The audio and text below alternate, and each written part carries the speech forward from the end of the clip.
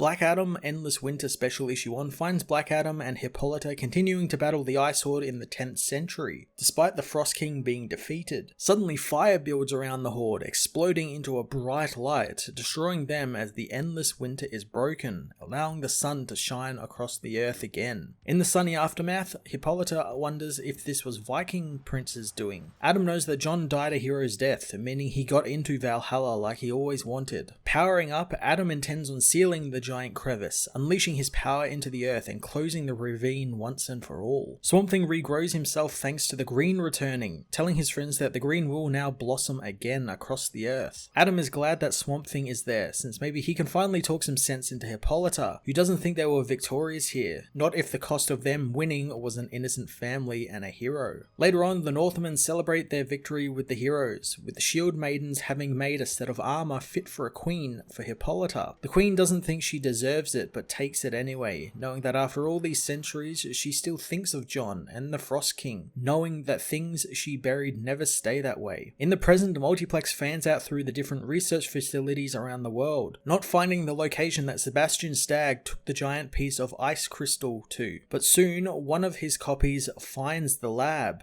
Radioing into the team as Stagg wants to know why he is being delayed, but his people tell him the extraction of the family from the ice is underway, but they are taking extreme caution not to destroy them. Stagg is only interested in the Kryptonian crystals in the ice, not giving a damn about some frozen Vikings. Multiplex tells his contact to make their move sooner rather than later, rolling up the loading bay doors on the lab, and from the storm outside comes Silver Banshee, Icicle, Catman, and Rampage, who rush in to take down Stagg's men, knowing they've got to keep the men busy until Black Adam arrives. Stagg is outraged a bunch of B-list supervillains are rampaging through his property, demanding more security be brought in. He tells the Staggertron Alpha to give no quarter, but the robot is instantly destroyed thanks to the arrival of Black Adam, who wants Sebastian to understand him, since he's the leader of a sovereign nation and it's inappropriate for him to be attacking a facility belonging to an American company, knowing his media will try and portray it as an act of terrorism, which Kahndaq will of course deny. But Adam knows that Stagg won't be able to produce any evidence, since his security suffered a massive failure. Stagg wants to know what Adam wants, and the villain grabs him, saying that he would like to pull Sebastian's head off, since the world is suffering because of him, and he knows it, and he's bluntly ignored what he has unleashed. Sebastian tries to tell Adam that he has lawyers. None of this was actually his fault, since they were creating cold fusion from tech Superman just left behind. So if it's anyone's fault, it's his. Adam looks at the ice he took from the Arctic, spying people inside, still alive. The building begins to rumble, and Adam knows that's not his people, it's the Frost King, who demands to know where his family is. The king spots Adam, recognizing him as the giant king attacks. Black Adam knows that it doesn't matter how big or powerful the being is now, he beat him once and he'll do it again. Adam is thrown across the lab by the giant king, prompting him to tell Multiplex to deploy more duploids, wanting the king overwhelmed. The Multiplexes attack, but it does little to harm the king, who calls them rodents as he blasts Adam and the Multiplex back. Adam demands that more duploids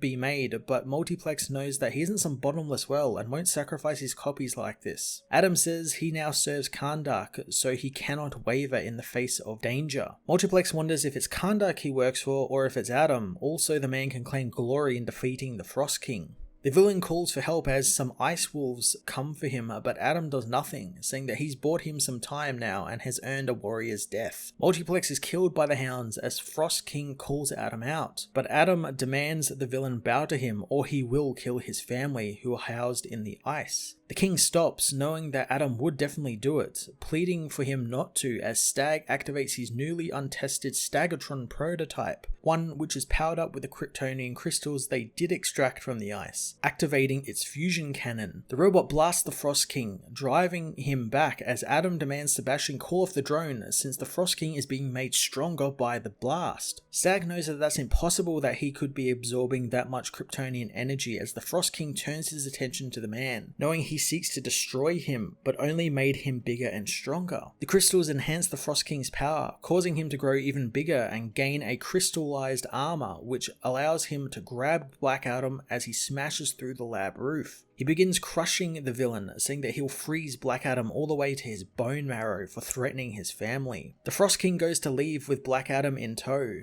making Adam's team wonder what the hell they are meant to do now, but Rampage knows they should probably leave, as the Justice League have arrived to finally put an end to Frost King's endless winter. Black Adam Endless Winter Special Issue 1 brought our event closer to its conclusion, as all of Black Adam's pent-up fury is finally unleashed in an issue full of fast-paced action, all drawn by the always wonderful Marco Santucci. I love that Adam's ego and his need to best the Frost King in battle is again getting people killed, this time Multiplex, who is literally thrown to the wolves in order to give Adam his one shot at the big bad. One thing I've really enjoyed about this series, and I haven't said enough, is its simplicity. It's just the heroes fighting a rather interesting and different villain, and it's not some large-scale crisis like the storm isn't affecting the multiverse or something. Not that those big events aren't bad, it's just nice to have something a little smaller, and I'm betting those who aren't too familiar with comics or see those larger events as a bit overwhelming would appreciate a type of entry-level event like this, and that's exactly what it is, and I love it for it. I'm going to give this issue an 8.5 out of 10.